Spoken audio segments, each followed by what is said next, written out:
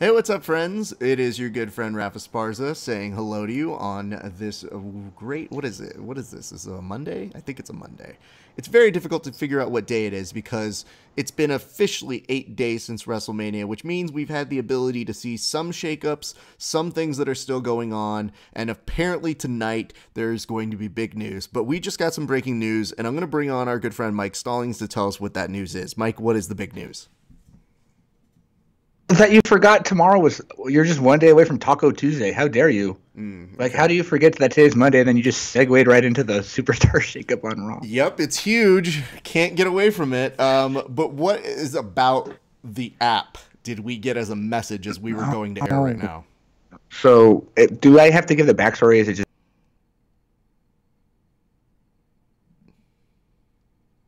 is the Shield will be having their last hurrah, their last match, their last endeavor, their last shindig, their last curmudgeon on the network this Sunday. I mean, you tell me.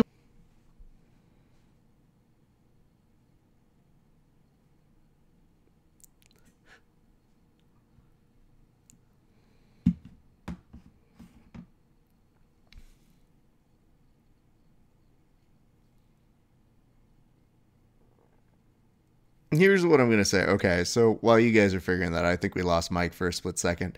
The difficulty of this is that, yes, we've seen them have their 29th last hurrah, and I think that's confusing to people, and I completely understand it, and it is a bother, but we're at a point now where we just got to kind of accept that the Shield is going to do their thing, they're going to continue to go on, and, you know, maybe we're just grateful for the time that we have with the Shield.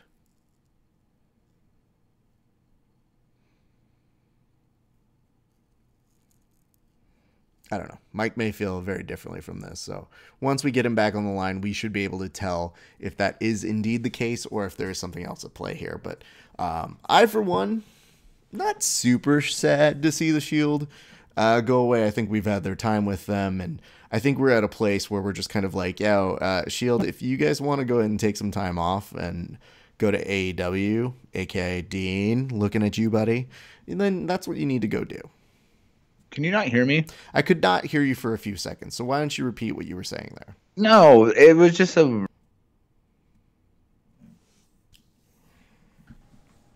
No, it just feels like it's like... You know, when you... It feels like a hipster when they start drinking like these new like sour beers or IPA, but then they go back to drinking Heineken once every like 2 weeks or something. Like they have to get that old... You know, that old buzz, that old taste, just like a familiar... I feel like that's what the Shield is right now, man. Like... They've told us this is the last time I'm having Heineken. This is the last time you're going to have a Newcastle. Dean, he's on his way out, but they said last and final and no more too many times. Like, which pissed me off. It brings back old memories of that WrestleMania, the once in a lifetime with Cena and The Rock. That was awesome in Miami. But like, what are you guys doing? But once more in a lifetime. Yeah, twice. 2 times a lady. Like, it should have been called Fooled Me Once. Well, I mean, the difficult part of that is, what are we supposed to do when they tell us it's the last one? Do you not want to see them back together again? No! I mean, kind of. No, I don't. I mean, I don't. Okay, look at Raph. Honestly, kayfabe aside, I don't really care. Like, it's cool, especially with everything that's been going on with Roman. I mean, mad props to Roman. I said something really off color that I am not going to repeat on air. Okay. But it's just time to move on. I thought that's what we're basically doing. I thought that's what we did at WrestleMania anyway, and I thought that's what they were doing really, really hard this year. Like, they're finally making new stars with Kofi. They're finally adhering to storylines correctly with Seth. They're, and Becky. They're kind of getting their shit together to backtrack on top of us like this. Mm-hmm. What does that do? I mean, are we getting network subscriptions, or are we getting the Cena demographic back because there's no Cena? It's just it's confusing to a smark like me, but like, yeah, I mean, I don't know if I'm going to go out of my way to watch it, just like we're talking about the War When Worlds Collide thing. I mean, it's not too much an overkill because that was last week, but it's still kind of like I want something different. What do you want different?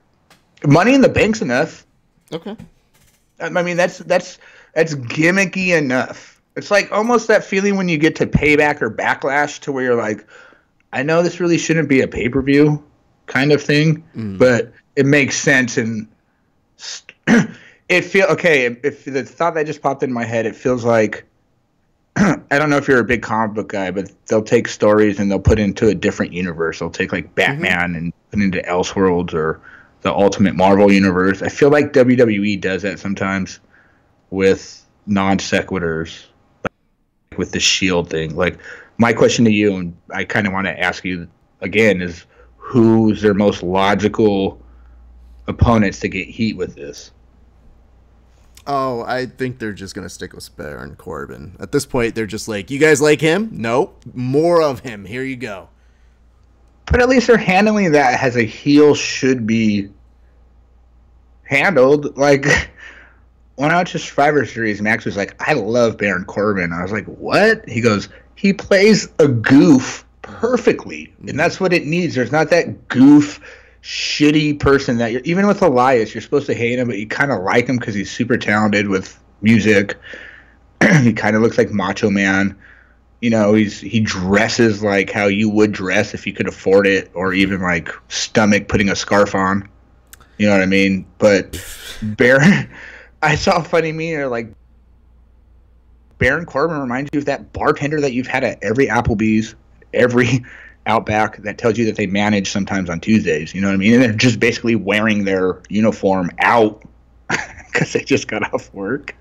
He's that guy, and it's annoying. It's perfect. But is that enough? I mean, shouldn't we want to watch the Shield fight somebody that might be able to beat them at this point? Nah. Why not? Well, I think we're good. I think we just kind of know the deal. I think we're at the place where, okay, are they going to swerve us? Okay. If they're not going to swerve us, then they're going to fucks with us, which means, yes, they're going to get the last ride of the Shield, which is essentially now after the breakup when you go to the airport and yet you still got to be in a car together and you're just kind of like, what are we doing? Are we... You've got in at least 3 arguments throughout the whole week vacation in Vegas, and you guys are just. Hey, should we stop to get some food before we get there? Cause no, fuck no. I mean, yeah, it's fun. I mean, when I get there, I'm probably gonna need to eat. So yeah, we can do that. By myself with my head on the table. Oh man, I've got. No, I got stuff to do too. Don't worry, it's cool. Yeah, let's just see a movie then. Okay, cool. Let's do that. I'm excited about the following possibility, which is, okay, sure, things might be a little awry in the WWE universe. We're going to get a shake-up. There's a big rumor that Brock Lesnar is going to go over to SmackDown because they want to make that the A show now, going into the Fox deal coming up later this year. Sure, why not? There's also rumors right now. I mean, Dana White was very blunt. And this is why I like listening to Dana in post-pressers, because he will shit on whatever the WWE's plans are because it doesn't have any effect on him. So Paul Heyman was very clear in saying at WrestleMania, just wait until we get ultimately appreciated in Vegas. And Dana just goes, yeah, I haven't heard from fucking Brock Lesnar. If that's not I'm surprised you don't. I'm surprised you don't have that. I'm surprised you don't have that voicemail on queue right now between them. Oh God, I wish. And you know what? I've actually been privy to a phone call from Dana White, like a voicemail that he left. That was a nasty voicemail to somebody. It's somebody in the WWE. No, it was somebody in the UFC that he was not happy with at that time. Or a little bit after the fact. And I mean, it's pretty much just like a template for how he usually acts, right? He's interesting. Because I've met him a couple times, and he was very cordial and nice, and, you know, it's not anything super crazy, but he's a guy who could definitely get nuts. You know that scene when in Batman, Michael Keaton's like, you want to get nuts? Let's get nuts. Like, he can do that. Especially when on press row when he's having a bad night. The other day after UFC, he definitely made sure to tell people, like, you guys like that? Let me tell you about fucking interim titles, okay? This is what the internet says, and you guys are fucking dummies. So he does that, and I get that. Dana, we want a 132-pound belt. We want to. You know what? The great part about that is, if we did a 132 belt, then we're just gonna make it men and women. That's what we're gonna fucking do. You guys fucking happy now? And we put some intergenders in there too. It's transgenders. I don't know what they are. Listen, I have a negative rating from the LGBTQ, whatever they're called these days. So fuck those guys. I like how Dana would actually say it correctly, but then he's like, whatever it's called, fuck it. Because you know what the thing is? He goes, I'm going to get blasted on the media if I don't say it the right way, but fuck those guys. Because that's what he says. Anyway, I want to make it very clear, though, that it's difficult to figure out what they're going to do with Brock Lesnar. But he's going to show up for like a week on SmackDown the first day, and then what? I mean, I don't know, dude. I don't know what their deal is right now. And if the UFC's not in talks with Brock Lesnar, maybe they're just leveraging that in the same way they're leveraging this fucking Dean Ambrose thing where it's like, say goodbye to all the memories of the Shield that we have together. My wife? Oh, wait. But my wife? my wife? God damn it. It's intriguing, though, to see Dean Ambrose being used in this space and how, they were originally looking like they were going to write him off on being injured. Isn't he injured? How's he going to come back for a fucking final match? Doesn't make any sense. He's been injured every time. There's no... Okay, that's why I was saying that's why it's so non sequitur. Like... Okay, they don't give a shit because they know you're gonna watch it, which is fine. It's my security blanket anyway. I'm gonna watch it every fucking time. We've come to grips with that, but I mean, is there gonna be a heel turn? Is there something in our head that just that shows the gif of Seth doing the heel turn, but with like Roman this time? You know what I mean? Just for shits and giggles, or is it just like a hallmark? Like they should end the pay-per-view with like a car, where it's snowing and then they show that picture and they pull back and it's an actually card like closing goes to the end. Like, will they ever do that for something? Yeah. You know what I mean? And to go and to channel my inner Kevin with your whole Brock Lesnar thing. Mm-hmm. Raph, the only way that's going to work is if they bring out Daniel Cormier on the first episode and they do make Daniel Cormier be Daniel Cormier in DC and just DC. Okay, dude? Well, the problem with that is Dana would have to let Daniel Cormier go play, and it seems like right now, because of that, they're actually entertaining a fight between Stipe Miocic and Daniel Cormier. And my first reaction to that was... Why? No, my first reaction was, yeah. No, because you want to see Stipe. You don't. Are you vested in Daniel Cormier? Okay. The better question is, do I want to see Daniel Cormier versus Brock Lesnar? The answer is no. Do I want to see in the UFC? Right, but do I want to see it in the WWE? Yeah, 100%. Fuck yeah. But the problem you don't want to see the little hitches that might be able to break down and have it like not work. Maybe. No. The thing that's really dumb about it is they were trying to justify Brock Lesnar getting a shot because last week Daniel Cormier is like, yeah, he definitely deserves a shot. Definitely deserves it. And it's like, you mean for the fight where he got popped with steroids and lost 2 of his last previous fights because of that? No, we're good. So Jones. On conception, even him trying to justify it doesn't make any sense. You just listen to it and go, no, Daniel Cormier, you were literally just trying to get a bigger payday. And I understand that, and I'm not going to hate on you for it, but I'm also going to, if asked whether I want it or not, tell you very honestly, no thank you. What else? Yeah, because they were just going to bring him in as an announcer anyway, so, what? Nah, dude, they're going to do that Macho Man announcer. They're gonna do that moment where they bring He him stands in, up, yep. and he's gonna stand up and be like, "What?" And I wouldn't be surprised if even Daniel Cormier is like by nature doing Macho Man, because I feel like at our scaredest as humans, our response voice that we have when we are truly pushed to being fearful individuals is to go into Macho Man voice. That's so funny you said that, because I was watching one of his promos the other day, and I was just like, he could be the best ever. He could be the best promo ever just based on the voice. And I was thinking, how the fuck did he find that? I think he just answered that. Like, he was just always, like, really worried. Yeah, I think so too. I made a joke on Verbal Tap this week, and I want to share it with you guys, which is that I really sincerely believe, and you can check me on this, but I really sincerely believe that in the future, we will look at Macho Man promos and teach that in school in the same way that we taught Shakespeare. I mean, you're not wrong. That makes me just want to, like, develop. They should teach promos in school almost. Oh, yeah, kids, get out your special aids. We're going to be looking at some promos from the late 1980s. We're going to get right into the thick of it.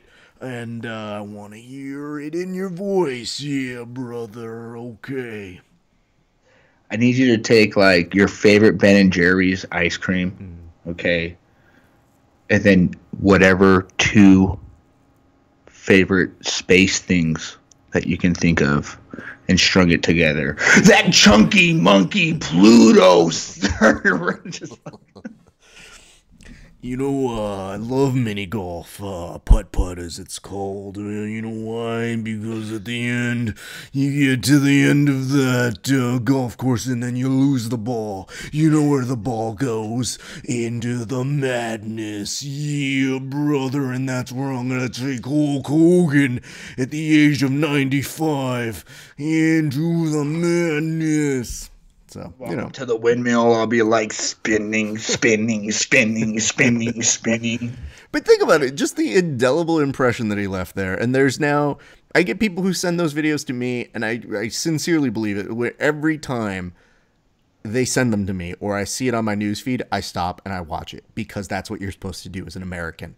So, Mike, let's get straight into talking, though, about WrestleMania, because we were talking a little bit about the shakeup. We understand that Brock could be a thing, but it's not a thing yet. Let's talk about WrestleMania, because I think it just ended an hour ago, right? Fuck, I just got over the WrestleMania hangover, like, right when you said go. Because it's such a burnout. That's what we were talking about before. I feel so burned out on it that I was like, I can't even watch this when the worlds collide or whatever. That's why I got mad at the Shield special. I'll probably be over it by then, but it was a lot, man. It's not just WrestleMania. It's the whole fucking weekend, bruh. Yeah. Well, let's start with this. Let's start with the main event, because there's a lot of feelings as to what happened here. And I had to explain this to some civilians, but what went wrong, in your opinion? The fact that they couldn't hide that they pre-taped Charlotte's helicopter landing better. Wait, what do you mean? She didn't fly in at that moment? Oh my God. It would have been one thing if they could have, like, cut to where she would have walked in the stadium right after, not go to the fucking package right after she landed. Wait. It was just her looking at it. Hold on. I want to make clear that we're not just making up shit. I want to make it very, very blunt in saying she did a pre-tape with that? I'm only assuming. That's only maybe because I'm so jaded, and maybe because I'm such a smark. But when they cut, like, I really wanted to believe, Raph. Like, I want to play to your thought process right now, and like, cause I wanted so bad to believe. But when they showed her just looking out, like, I wanted to think that she was nervous, like it was her first time in a helicopter. But I was like, oh, this is Come on. Can I tell you my big problem with that can they have floated down on the ring? I said, if she's not jumping out of that helicopter and parachuting down, I don't care. Because I just thought to myself, it's too goddamn late. Just get there. Because conceptually, and this is the part that people don't think about maybe, but this is the part that I definitely think about, which is, yeah, she lands, but she probably still has to go through security check-in, and then she's got to be like, what? No, I'm sorry, I was wearing a belt. I forgot. Oops. And then makes her way through. And I'm just saying, that little walk, that's not the kind of walk that's going to get you all the way through that giant stadium in time for a match. Half red carpet. No, you know it was fucking bullshit because she wasn't on her phone checking Waze, like traffic. It's just, I couldn't help but think, it's just so late. These poor kids who have school the next day and are probably asleep, are probably waiting for Becky. And now it's the last match that's going to go on. Over for us, it's late. But at that point, it's what, 12:30 at night or 12 a.m.? It's ridiculous to me, Mike, that we were going into tomorrow with WrestleMania, and yet we just knew what we wanted. We just wanted to see Becky win. And even that took a little bit of work. So let's talk a little bit about the match. What were your feelings about the match in general? Were they about what you expected? Yeah. Okay. I mean, like you said, though, with all the factors aside, if you would have put this as a one-off, yeah, it kind of... I heard a lot of people saying that Ronda was kind of all over the place and she didn't look as crisp, but I think it kind of needed that almost because Ronda's not a wrestler, and it's WrestleMania, and it kind of took it back to remind us that Ronda's Ronda. But I think adding Charlotte was 100% the right play because it added so much more flow and continuity to where it kind of helped with the burnout, to tell you the truth, because I think it was a one-on-one match. We already saw the pinnacle of that with Kofi. Batista? Oh, sorry. We were okay. I just no. Okay, you want to do that then? No. Don't veer. Okay, listen. Don't act like after Kofi, I was just kind of like, oh, they're gonna do a mid card thing. When he pulled that fucking nose ring out of Batista's nose, I was like, I kind of marked out for that. I was like, oh, that's okay. That was enough, but it wasn't. I didn't watch all of it. I heard it was just kind of like more choppier than it needed to be, and Triple H just doing Triple H stuff. But no, the Kofi story. The Kofi story. We'll come back to those. I just want to make it very clear. My issue. That was a little. You had an issue with the main event? There was one little mini issue, which is that it was a triple threat match, which is difficult to do, especially for. Let's say this. A lot of people want to hate on Ronda. I think she does just fine. Now, a lot of people also have a mystique that the main event's supposed to be this otherworldly event. And let's not forget how many times we've seen Roman Reigns or a Brock Lesnar in a main event. And just remember, sometimes they're not as epic as we remember them. So, yeah, you definitely want to end the show with a big bang, but this is all about payoff. This is about seeing Becky win. And there are a million ways you can get there, I'm sure. But Ronda doing double triangles, and then at one point I think Becky realized she wasn't in a triangle choke and just kind of like twirled out of the scene, and I just laughed profusely. There's a lot of stuff that is iconic for a number of reasons, but let's talk about the finish, because the finish seemed to make the internet go nuts. What was your impression when you did see the finish, though? I was, just like anybody else, I was kind of confused, being jaded and a smark again. Like, I was like, oh shit, did the referee just fuck up, kind of? Or was that so? Which I liked, like, especially after NXT, not to go on a huge tangent with all the false finishes. With the Adam Cole Johnny Gargano match was brilliant. the Matt Riddle, the amount of false finishes in that Matt Riddle Velveteen Dream match drove me fucking absolutely insane. To see that kind of end abruptly, like kind of Ring of Honor style when they used to do the Briscoes 2 out of 3 and they always won on the 2 falls. They never got to the 3rd fall and they would always win on small packages. Mm-hmm. And like, what? Like, I kind of enjoyed that. But then on the flip side of it, I was kind of like, I don't think everybody else did. Like, shit. Like, now we're going to have issue, and especially with the live crowd, with WrestleMania being so much based off of crowd reaction, especially being in fucking New York. That's what they base off the Raw of After Mania on after. For the crowd to be like, wait, what? Okay, we got to leave. Mm-hmm. It kind of, like you said, kind of took away from all of it. And I don't want to blame it on the Daniel Bryan, Kofi Kingston, all that stuff in the 7 hours. It was a fucked up finish. I guess the guy got fined for it. But I don't, unless you tell me, I want to know what your finish was in your head, because I thought I had like the flawless finish to that match. I don't know if you want to go first, because mine's way better, I guarantee. Well, why would I even want? Right, you're right. No, you're right. I had Charlotte putting Ronda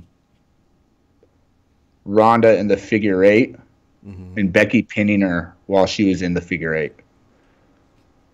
Okay, I mean, we've seen pinning Ronda. Yeah.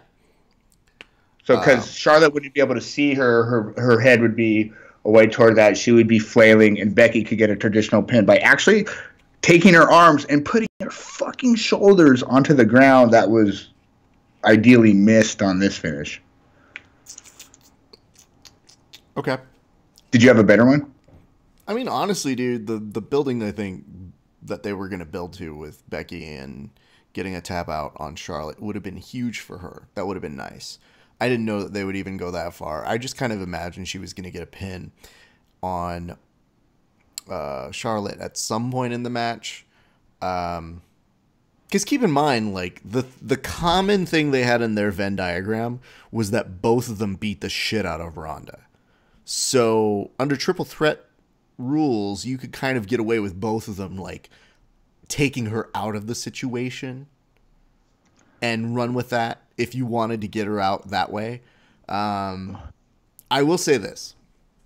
What excited me about this as a match was very simple.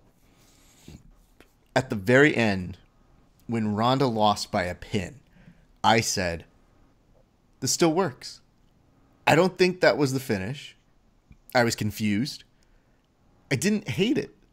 I said, yeah, now Ronda, when she comes back, if she comes back after having a kid, which we'll get to in a second, she can come back and say she never fully lost being a champion, that it was a screw up of a ref. It continues down her streak of being now a heel. And I think it really does build this idea for like, okay, well, now you got to see a rematch. There is always money in the rematch. And I thought to myself as I was looking at it live, I just said, I don't mind any part of this. This is okay. We can get by on this. And more importantly, like, Becky can take that momentum that she needs. Ronda and her together may not look like the best sort of match possible in terms of, like, you know, you might want to blame Ronda's inexperience or Becky not doing the right thing and maybe not having her knee in the right position that would allow Ronda to get out. But that is a different kind of risk move when you have something like a crucifix pin because, you know, it could be there. And if we're being honest, I thought one way you could go kayfabe even is just to say, like, it was late and the ref was very tired. Because when it happened, we all looked at each other and we said, you know, they basically were holding us hostage after the 8 p.m. hour here in LA. So it was another hour and a half of, let's get to it. It's just like a huge sigh of relief. Yeah, it was just like, okay, cool. And you know, you're looking at your guests at your house and you're like, you can go home now. I can go to sleep. It's the car ride with the Shield again. This is the end of WrestleMania. Like, don't you guys gotta go? Are you guys hungry? Yeah, there's an In-N-Out down the street. What are you feeling? You don't have to be here. You can. No, if you feel like you have to stay, you totally don't. You know what I mean? Yeah. I would understand if you left 7.5 hours after you initially came in and just kind of made yourself at home for basically would have took me to drive to Las Vegas. Oh my God! Don't stay just because of me. No, you can. Okay, no, it's cool. I mean, I'm gonna watch it, so you can just like it's cool. If I go to bed, you could just stay here and just close up when I leave. No big deal. Okay, bye. That's the worst. Yeah. Like I'm gonna go to bed. Yeah, I've definitely like if you've drank at anybody's house and you know you're not supposed to drive, and people are like, "Oh, are you gonna stay?" And you're like, "Now it's modern where you can get an Uber and it's no big deal." But people are like, "I don't know, like you probably shouldn't drive, but like I got to go to bed, but you could stay here, no big deal. Just like open up the fridge. Most of the food you can eat, but most of it no." So anyway, that's what I take away to a great portion of that. I was sincerely a little confused, but I didn't think it ruined anything. I just said, yeah, they can play off of this. And honestly, I think if anything, it continues the trend of the internet doing the hard lifting for the WWE, which is promoting it, because people being like, that was a botched finish. Oh my God, I can't believe it. The WWE's never been more embarrassed in their life. Yeah, it's like, nah. You need that. No, you need it. 100%. You fucking need that. So we already know that it's not. Kayfabe is broken, especially if Ronda trying to break kayfabe. So tough for them to really like take advantage of that. It's just a whole nother. It gets confusing, but it's almost refreshing because, like I said before, it was one of the first pay-per-views in a really long time that they gave you kind of everything you wanted, minus the Baron Corbin Long Island iced tea from Applebee's. And honestly, though, even the Baron Corbin thing, in theory, should be what you're supposed to do. It's just a very weird thing for everybody to go, but that guy? It's like, well, no, Angle's going to do the job and put forward a talent that's younger. Oh, that sounds great, but that guy? And they're probably like friends. They're probably like really good friends, but people don't understand. Like that's part of it. They're probably like, I want to work with him because we travel together. Mm-hmm. He fucking helped me. You know, he probably was the easiest on them in matches. Like probably worked his style. Like nobody wants to think that, but wait, just 30 seconds ago we were talking about you figuring out a botched finish, and it's just so you figured it out, but you can't just leave that for what it's worth. And the old adage, which was so classy by Angle, mm-hmm. you always go out on your back. Mm-hmm. The Undertaker, everybody, you never, and everybody really, really thought like, oh, Angle needs to beat him. No, I knew he was going to lose because every last match you go out on your back. Well, it's the perennial version of paying it forward. And that's what you would hope. It doesn't mean that everybody's going to do it, but it's nice when they do. It makes everything that much easier to go out on. It tells a better story. And more importantly, it perpetuates a continuation of the business moving on, which is really what needs to happen if you're going to go out. It's sad to hear, I guess, in some respect, where you're like, well, you know, I'm gone. But it's like, honestly, dude, it's a great continuation of the story, and now that's what he's going to have to build off of. And I dig that as a thing, you know? You have to. Well, everybody bitches about not creating new stars. It's just, like I said, he's so annoying that he makes you feel like you could do wrestling better. Like, I could fucking do this easily. But isn't it funny, because you mentioned that he's a goof, and I never really thought of it in the context of, didn't we bypass the whole era when Angle was a goof as well? And doesn't it kind of make sense that a goof would pass a goof? No, but he wants goof. When you say that, you immediately think about the little cowboy hat. It's guaranteed. Jimmy Crack Corn, all that shit. The Edge and Christian, the hoedowns and shit. I'm talking like when Angle first arrived. And this is, guys, please put this independent of their in-ring work, because Angle always was good in ring, even when he was starting. I understand that part of it, but the character of Kurt Angle being so clean cut and American that even when he talks about it now, he was like, dude, nobody will boo me in my hometown. And then they booed him and he's like, what? No, and then they just flipped it and they ran with it. You know what I mean? It's like if they told you, Raph, listen, you're gonna have like the main spot in this this next jiu-jitsu tournament. Okay. Like you're gonna be featured. Okay. But your opponent is 72, and he's related to you twice removed. Okay. So but he needs to look good because he was a legend in the Vadio. You know what I'm saying? Like a lot of the gente is gonna be there, and you cannot make him look like he's not fucking sad boy from the hood, fool. You know what I mean? You have to.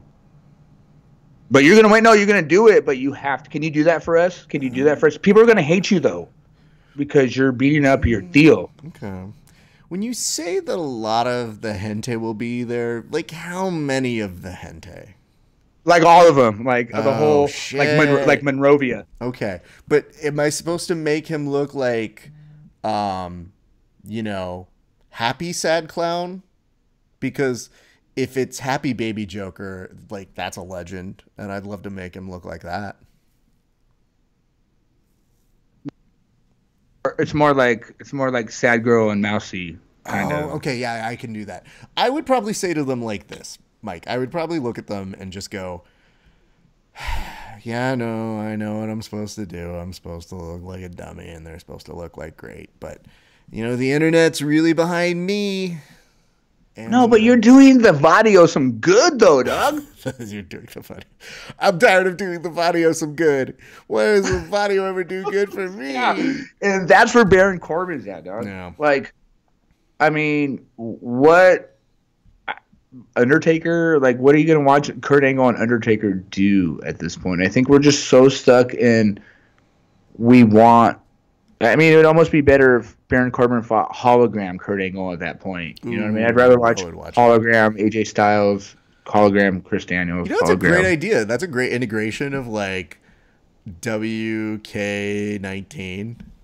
You know, where you get the WWE graphic player where it's like you could pick any character that you customize, and it's like, how would customizable Santino Morello do versus Zack Ryder? Let's see right now. But it's like real life Zack Ryder. Like if they didn't give Oni Lorcan a gimmick, that's basically... Yeah. Here's what I'll tell you, though. Again, major props to Kurt. I very much appreciated what they needed to do there. And let's now transition to talking about... I mean, are you going to spin a wheel? Yeah, I mean, I don't really want to even mention the Finn Balor-Bobby Lashley match because it was fine. And I love when we selectively decide when Balor's going to be the demon. Because I was just like, why would he not have been the demon for Brock Lesnar? Like, don't you bring that out for emergency use? No, because it squashes... Then they have to put Brock Lesnar, and then the next thing is whatever the main dragon is on Game of Thrones is what Brock Lesnar has to fight the fucking next match. Like, you can't diminish that brand, even though we don't get that brand once every 9 months or some shit. Like, like in the surprise was like, oh, I can do some demonly things every now and then, and then he turns into the demon, like. Oh, can we wait a week? Like, maybe, like, oh, shit, he's kind of said it. Whoa. Oh, the arms and, like, oh, he's got, like, kind of, like, dreadlocks. Dude, that's crazy. I forgot. Like, it just makes me think that he's the longest morphing Power Ranger there is. It's like, it's morphin' time. Give me a week.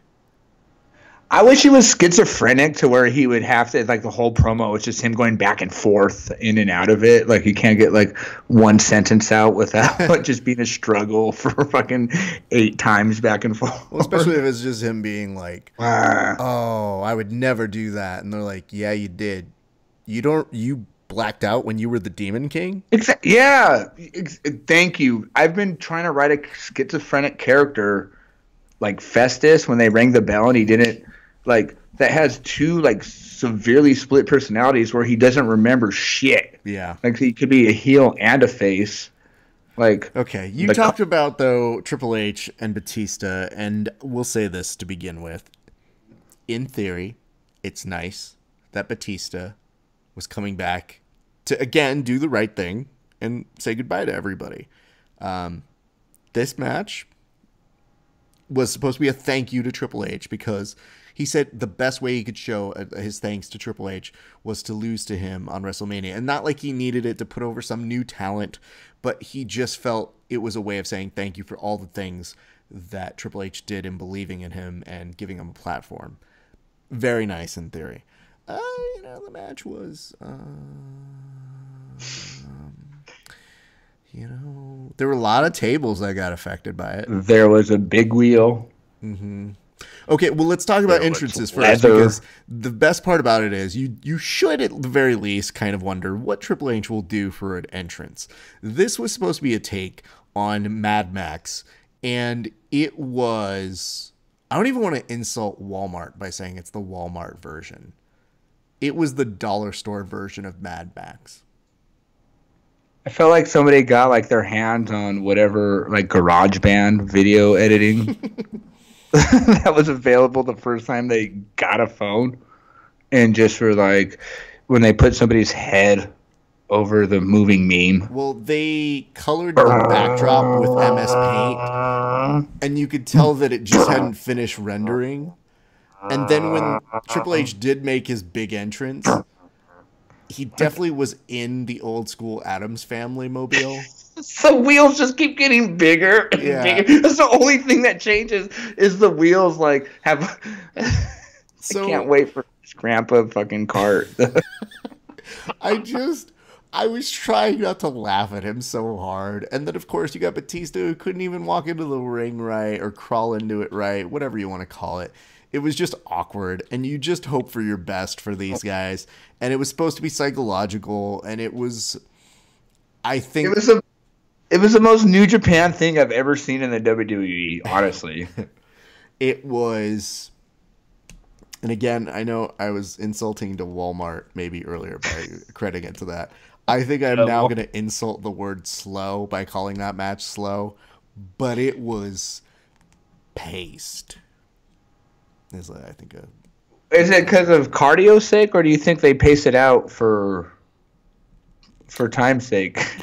They needed to stretch it out a little bit. I'm sure backstage they're like, this show needs to go another 2 hours. Let's stretch it out, guys. I don't know, man. I really didn't even give it a full chance. I just said we're telling the spots we need to tell. What did you give a full chance to? Now that we bring that, okay. Earlier in the night, I would say the first full chance I gave was obviously Brock Lesnar and Seth Rollins, because I love them starting it off first, and I had a feeling they might, and the way they justified it was pitch perfect. And the fact that they needed to take something off of Brock Lesnar, and they did it very quickly to make Seth look bigger. I get it. Like, no big deal. Let them do what they need to do to tell the story. So, done. Good. Let's move on. And then even trying to do multiple tag matches and being like, which tag is this now? And who's winning this? And why are they doing this? I wanted to ask you this because I noticed this week a lot of people don't like Sasha. And they're in this place of getting mad at her for canceling an appearance on the Wendy Williams program. And I have to tell you this. This has nothing to do with her wrestling or the fact that she may or may not have heat in the WWE locker room. But if you cancel an appearance on Wendy Williams, that's not obligation fulfilling. That's you taking a strike at someone who has a garbage show. And I'm glad she did it. Yeah, but I mean, you got to stick with your people. No, Wendy Williams is garbage. She is not a garbage person. Raph, no. I don't think you heard what I said. You got to stick with your people. I'm gonna make sure we don't sound as racist as this could come out. Look, and that's what all it's from. That's the only thing that could be viable to that. Whether if she was on vacation or if she was hurt, people don't like Sasha because they've booked her shitty. Yeah, she's had no viable title reigns. She was amazing in NXT. The whole NXT curse thing. They've done the same thing with Asuka. They've done the same thing with Bayley. They did it with Emma. Where's Eva Marie? You know what I mean? Like, they've done it with a couple people. But to the WWE's defense, like, she was hot when she was hot. Didn't Snoop Dogg come out with her at WrestleMania? Like, that ship's fucking sailed. Like, it's time. You guys want to talk about evolution. It's time to re-evolve, which I don't think it's a bad idea for her to go to AEW. Not at all. But stop acting like me doing it.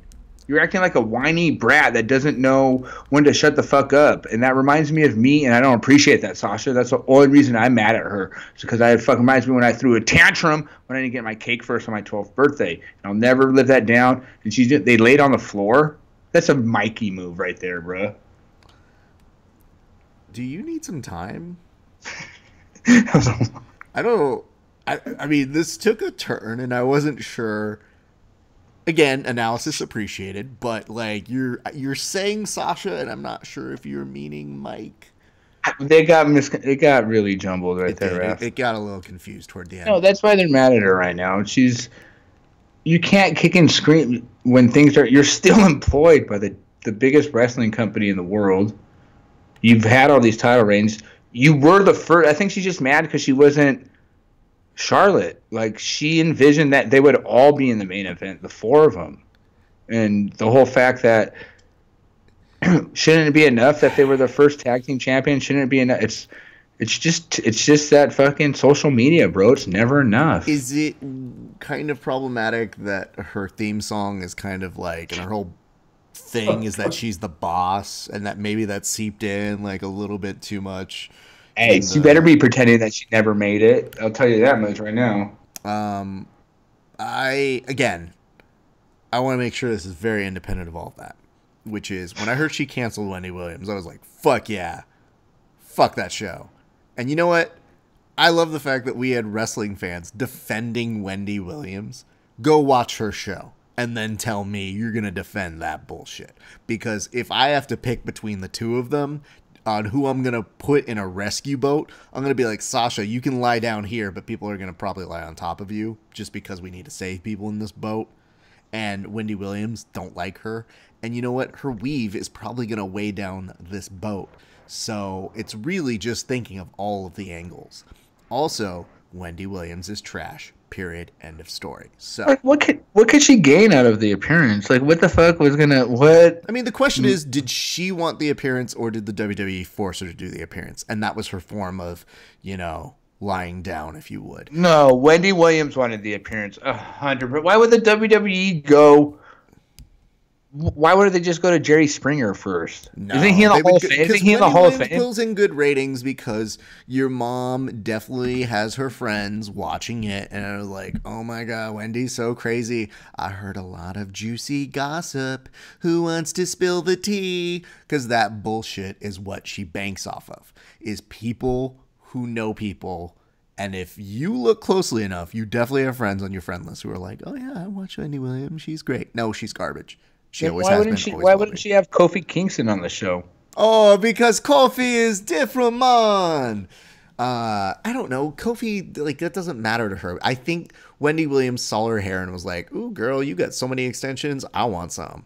And then Sasha was like, fuck y'all. And here's the thing. If Sasha goes to AEW, maybe they'll treat her better. And maybe we see a realization of them putting a little bit of belief in her. But if you look at it, it was Charlotte and her and Becky at one point that were doing like photo shoots together and being a group, like at the very origins of a lot of NXT with Bayley and all these things where you're just like, man, it sucks that this is where it's heading right now.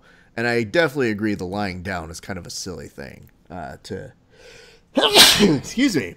I just wanted, while you sneeze, I just wanted to reiterate that you started that whole rant with, let's not get it like put in that ballpark of where we thought that was going, and then just did 3 separate impressions of what you think Sasha, Wendy Williams, and basically the Hood sounds like. No. I want to make sure, though, that people know that Wendy Williams is trash and that Sasha is actually the boss. And as much as I would be angry at her not doing certain things in the WWE, if I have to pick a side, the side's very easy to figure out who you should be going with on this one. Ellen. No, God, Ellen. Ellen probably is just like, hey, you guys are, wrestling. That's weird. Me and Portia wrestled once. It didn't go well. Over on the bed. You guys ever notice on your bed? And be like, no, Ellen, you're relatable. We get it. Understand. Here's what I'm saying.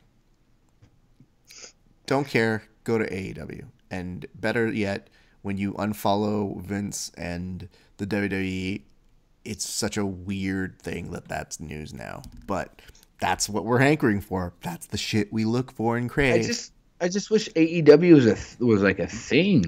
Yeah, we don't know yet. But here's the nice part is, if they're going to make the announcement in a couple weeks at the upfronts for Warner, that's huge. Like, them making that announcement right then and right there with all of their investors there, that makes me very happy. Because in an entertainment sense, it says, hey, we're going to try.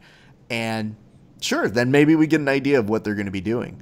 But all signs look very, very strong on that in terms of them making the appearance to do that. Let's go down the line. I do want to ask this. What did you think of Miz versus Shane versus Miz's dad? That should have been the triple threat, I thought. It was good. I liked it. I actually really enjoyed it because it was such a wrestling match.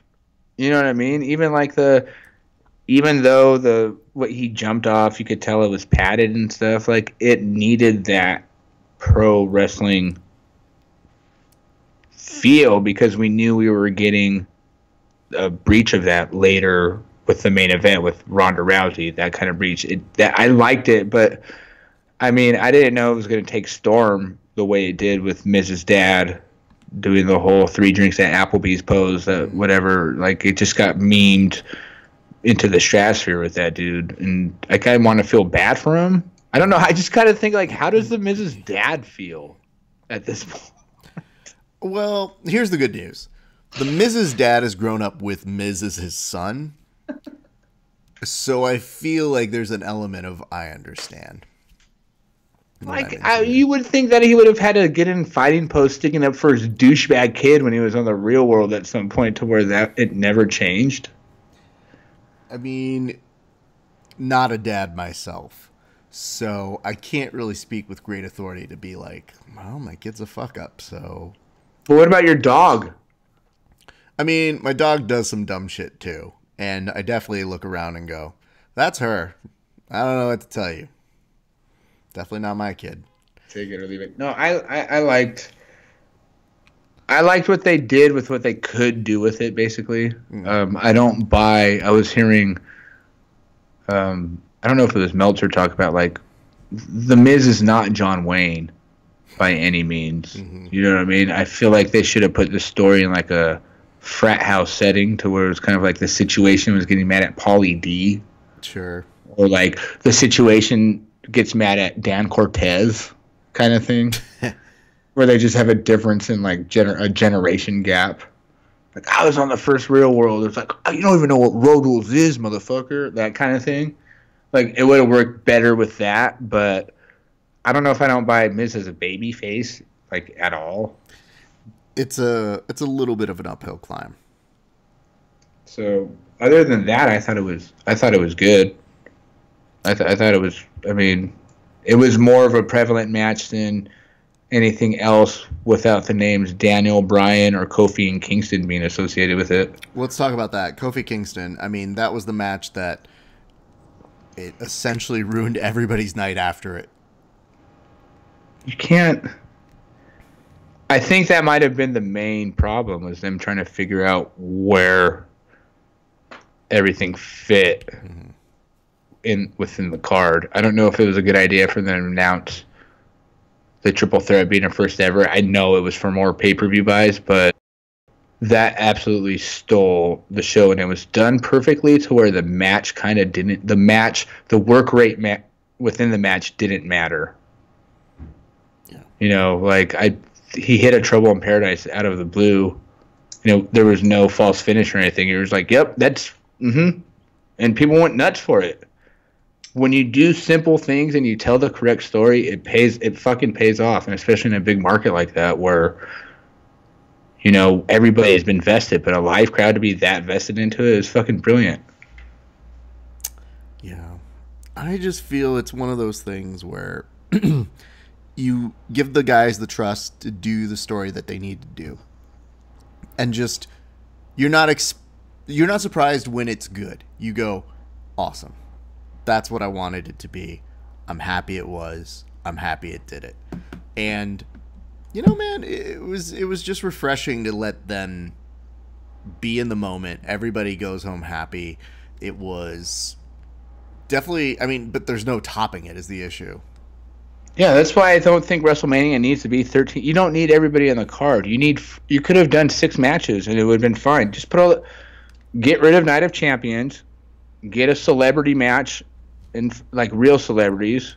I'm not saying Jost and Che aren't real celebrities, but if they had Drake versus fucking, I don't know, Jinder Mahal, it would have been crazier. But get 6 matches for the, you know, the right stories, the right belts. Like the Samoa Joe Rey Mysterio was almost perfect. You don't need a 15-minute match every time. You can get the King Kong Bundy SD Jones 90-second match in and have it be, that's wrestling. And I think WrestleMania shied away from that with trying to pump everybody into battle royals and multi-man matches and all that, to where it was just like, no, we need something more fucking concise and done properly. And it was reminded through Daniel Bryan, Kofi Kingston. Yeah. Because they did that 5 years ago, and it was brilliant. Yeah. And so for them to do it again, but just change the characters and then give the little sprinkle of cultural relevance or whatever, however you want to not term it, it was fucking, you know, because that's what we're fighting against, basically, at that point. They have to still sprinkle with people like us and all that shit. You know what I mean? Like, okay, like we get it, but touche for once. Yeah. So. It was, I mean, as a whole, it definitely told a good story. It did what it needed to do. I was very pleased with it. And like I said, it was just hard to top that, though, at the end of the night. It was just, you looked at it and you said, that's really what we want wrestling to be. Especially, and you bring up a good point, but I want to kind of point this out.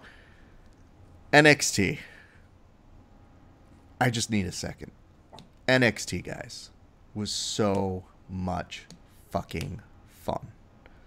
And it's difficult when you feel like every NXT event or thing feels like fire, you know? It's expected, and it just, they keep delivering. You want it, like, I wanted to find that Riddle Velveteen match to be bad. I know it's good, and it's just, I don't know if it's counterproductive, you know what I mean? And then you have that. I write off the Hall of Fame every year. Yeah. And then you have the Hall of Fame, low-key, for the wrong reasons, stealing the entire weekend. Yeah. Because of, we all, you know, with all, it's bullshit, but, like, there was an amount of burnout even before WrestleMania because, and I think it's expected because NXT is so fucking good that, I mean, what do you, let alone following a match, how do you follow a whole perfect 2 hours of wrestling? And I think it's working for them, but it might be working against them just because we're getting older and we have to sleep. Yeah, well, the other thing to consider was this. Okay, so the Bret Hart thing. Is it wrong that for a split second I had a moment where I thought, he's the best storyteller of all time? Is this true? 100%. And then you immediately go, no, they wouldn't go to black. They wouldn't be up there. This is way too awkward. And you do feel bad. I mean, it's a combination of feeling the worst, which is, you know, Bret Hart's a cancer survivor, stroke survivor, just every kind of bullshit that you could throw on top of it survivor. And all you can really sit there and think about is just saying, okay, well, Brett, you know, he's going to make it through and we'll be fine. But holy shit, what an unfortunate moment, you know? Well, I think it's just testament to who the fuck he is. He got up and cut 20 minutes right after, you know what I mean? He went to the hospital, but I think it was just for procedure. But, like, what more, like, how stupid for that kid to put himself out there at But I could see if you did it to Baron Corbin, nobody's really going to give a shit. But Brett's like one of the most beloved people, first of all, ever. Yeah. The fact that he's still alive is even more of a treat for us. I mean, that's how we fucking met. Like, we basically bonded over Brett's match, quote unquote, at WrestleMania in Phoenix at 26 or 27. No, 26. And then that Batista John Cena match, that was straight fire. But, like, all the fucking, it was almost like perfect for us. And then Dash Wilder gets over for fucking taking the law into his own hands, and that was a cool thing. But then now there's all these weird residuals. Like, do they keep the revival? Like, do we feel bad for Brett? Oh, he went to the hospital, but he's out the next day for WrestleMania. Like, and there's also a show going on. Don't forget that when he did walk out, though, for the next day, and they did the, hey, everybody who's in the Hall of Fame, okay, here they are. And then they didn't announce Brett and Natty representing the Hart Foundation. They just went right past them and then straight to DX. I was like, oh, God. Shit, I forgot what I was going to say. Yeah, and X-Pac was nowhere to be found. It was so fucking bad. I mean, you know, some things never change, my man. It was so good. I had such a good... Oh, they were saying... I was listening to a podcast and they were saying... It was to the point that where that happening would have been justifiably enough for them to yank Hogan from that spot and put Brett there. Mm-hmm. If they would have started WrestleMania with the whole Alexa Bliss thing and started WrestleMania off with Brett coming out and doing the whole not fucking the name up of the Pontiac Silver store, the Pontiac it's Superstore. The Super Silver Dome. Jesus Christ. And then having Brett do it, considering what he went through, like, that would have fucking been way tighter. But, I mean, you have to get everybody in. Yeah. Nostalgia. Hulk Hogan will get 19 more people to buy because they're fucking 84. You know what I mean? It's a lot. But I was super happy with it. I was super happy with the whole weekend. I think it might be a little overkill with all the stuff that goes on. But, I mean, there's a lot of people in this world now. What would you have taken out? WrestleMania or the whole weekend? The whole weekend. It's so tough to put NXT on first, man. It's and there's no changing that. Not a big fan of the Hall of Fame, but a lot of people, I mean, they're selling tickets. A lot of people like nostalgia. I don't take anything. I just put 5-6 really important matches, one gimmick the fuck out, you know, maybe another ladder match or a celebrity, and that's it. And then guys like us, we have to watch Ring of Honor, you know, being in Madison Square Garden for the first time. We know about Joey Janela's spring breaks these days because we're familiar with PWG. Joey Ryan's penis parties, making Cornette just lose his shit, and which is like fun to us because it's, I mean, we get, you know, improv and why they would do butt bumps for 2 straight minutes where it has nothing to do with anything, and that's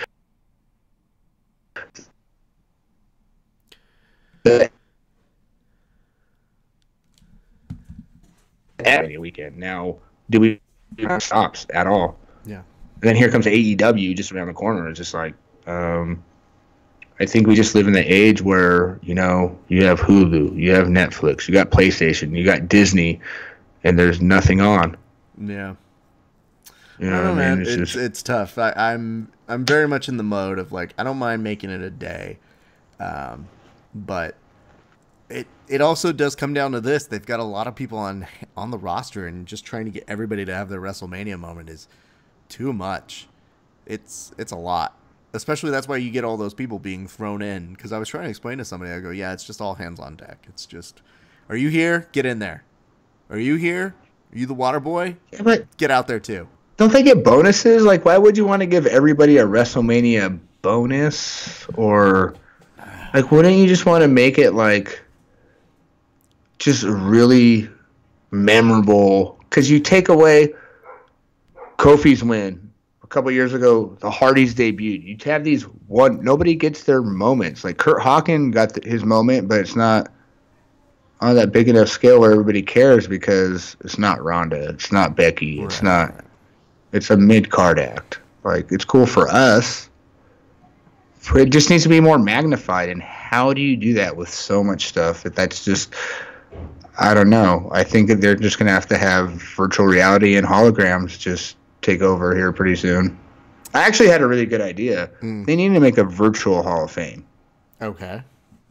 Where you, like, because this guy got mad. He's like, why isn't Butterbean in the Hall of Fame? Like, you can put him in the Hall of Fame because there's not really a Hall of Fame. So the Hall of Fame exists in your head because there's no Hall of Fame, but it's your Hall of Fame.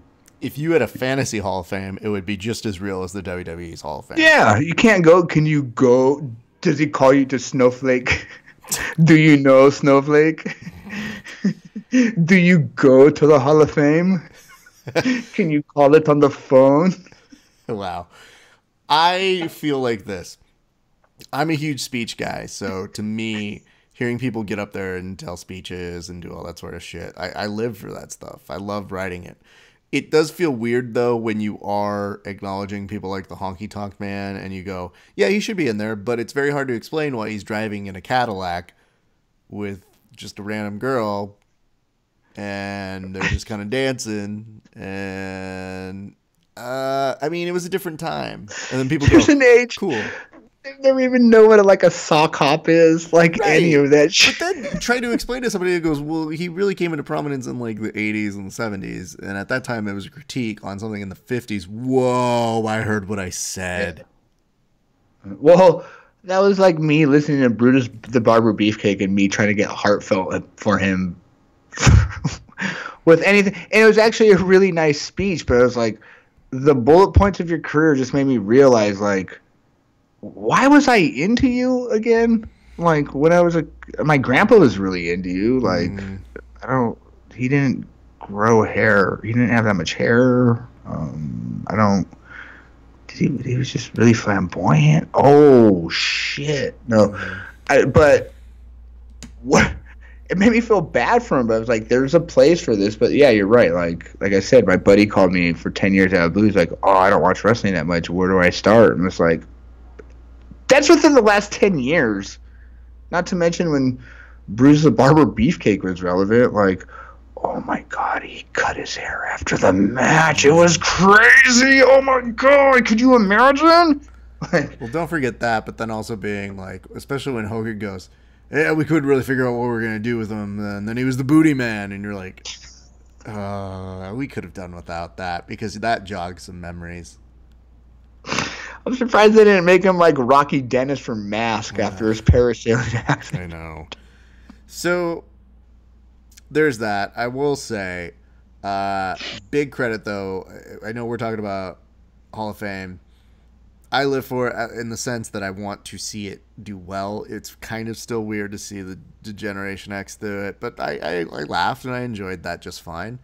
I don't know. I mean, it's good to hear people talk about how they make the character, how they did it, truly giving back to the community, feeling sincerely there, like understanding that Harlem Heat is definitely telling you, like, yo, we saw some racist shit, and it's kind of weird to talk about, but it happened, and yet good things still happened. So I get all of these elements, and I do enjoy it. And Dash Wilder, like, looking at him pop somebody was just like, who knew you'd get over just by being in the audience and doing the right thing? It was probably the best moment of his career, to tell you the truth. Very well could be it, too. But you get all those things and more. But big credit, though, to it was the match with Johnny Gargano and Adam Cole, though, that was... I looked at that, honestly, that match, and I said, it doesn't matter how good or bad WrestleMania is. I got that. I'm good. Yeah, it's a crazy testament to the company, too, because they had that good of a match. It could be the greatest audible that WWE's ever pulled in the history of the company. Yeah. That's supposed to be Ciampa's role.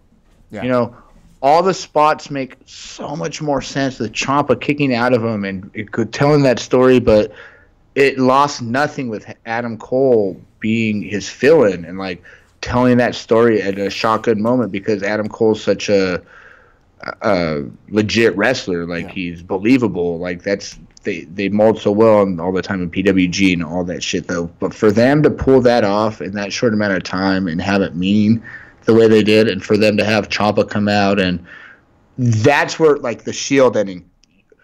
Nothing matters after that. That was a perfect bookend to that story, to that time. They can do whatever they want with that character. Here's what I'll tell you that I'm enjoying about it though. What they should have done is done it like a soap opera that was like, today playing the role of the member is Adam Cole, baby. Baby. That would have made me laugh really, really hard. What show used to do that? That's right. Or they'd have the guest ones almost like live. Like it was on after Solid Gold. Mm-hmm. Then they have that little puppet, that little old lady puppet too. What was that? Anyway. God, you know, at a certain point, I think that's when the acid starts to take in. But let's start to wind down on this, which is Ronda Rousey announces that she is taking a little bit of a vacation. But before we go there, this isn't disturbing news, but there is an update on the shakeup that is happening as we speak. And I want to get your opinion on it, which is the War Raiders are now known as the Viking Experience. There's no way. There's no way. There's no way. Are you experienced, though? You beat me to it. Like, I was like, what's the... Oh, it's the Jimi Hendrix. That's right. No. You know what? That was a rap when that dude beat up the porn star, right? Yeah. When War Machine, that dude... Yeah, and then War Raiders. It's like the NFL is like, no. The Viking Experience? Like... I'm going to love typing in when they shorten it to VE. TVE? Yo, don't step to TVE. Now we're futuristic Vikings. That's almost bad as Enzo and Cass or whatever, the NZO or God, jeez. What is going on right now? So does that mean the War Raiders got called up? Yes, I believe so. What? Don't they have the belts? Hard to say. I think they do. I don't know what this exactly means. I don't know if this is just them saying, maybe on Raw they'll be the Viking Experience, but on NXT when they still make appearances, they will be the Raiders of the Lost Conflict, of Elevated Conflict. Ooh, Raiders of the Last Mark. That's good. Ooh, that would be infinite improvement. Let's talk about this Ronda Rousey thing, because I don't mind her going off. It appears that the reports were true that she will be taking some time off, so she's out for the foreseeable future. And it does look like, yes, she does want to have a baby. However, she did use a hashtag, and I would like to get your thoughts on it. The hashtag was Impregnation Vacation. Your response, Mike Stallings? Oh my God, they're like the worst go-go song in history. Impression, where to get away. Travis Brown and on the bottom all day. Like, no, I just want to see the ultrasound with the kid with a beard immediately. Like, what? Like, the sax tape was bad enough. I was like, okay, that's okay. You reached the line. Okay, you got to the line where you wrote it. It was kind of. It was kind of risque, and we get it. Oh, sax, and if she can play the saxophone, Impregnation Vacation. Really? I thought you were talking about the fucking Fighter Fest that AEW is putting on. To tell you the truth, but is there going to be like updates? Like, Is she just gonna go fuck for 2 weeks? I don't. That's honestly what Is it a seminar? like, by the way. Is there kind of like some seminar? Is this like at a Sandals, Jamaica? Like what? So what does that mean, Mom and Dad? I just found this Instagram post. Did you just go fuck for a while and you made me? Yeah, pretty much. Just after WrestleMania, your mom was looking pretty good. She took a few. We were a schedule. And she broke her wrist, if you know what I mean. High five, kid. No? Not going to high five your dad on breaking your mom's wrist because, okay. I'm just saying it was a hashtag impregnation vacation. Don't say that still? Okay. Well. If it's trending, I'm going to adopt that baby. I don't know, man. I wish good things for Rhonda in that sense. I saw that hashtag and I said, could we not though? Because I don't have anything to do with you and your business. What you do with your personal time. She's pregnant. And on the same side, just when you get back, do you say like, well, it looks like the impregnation vacation is over. Slam there. Look who survived. I like this shirt. Like, Oh, God. So anyway, kids, I think that's going to wrap it up for us this week. I'm very happy fall out right now. that you were able to stick around. If you did, you know that there's nothing quite like the vacation to the impregnation vacation. We wish you very well, Rhonda. We hope that you heal up nicely. And as you said many moons ago, that Travis Brown puts a baby in you, which I think he puts on gloves first. They definitely use mats. I know that for sure.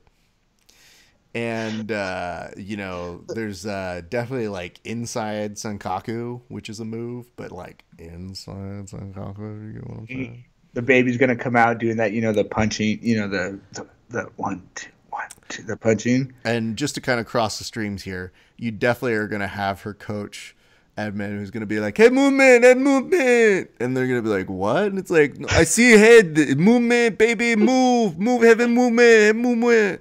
I just want to say I debuted that joke right here. And then we need somebody to cut the umbilical cord.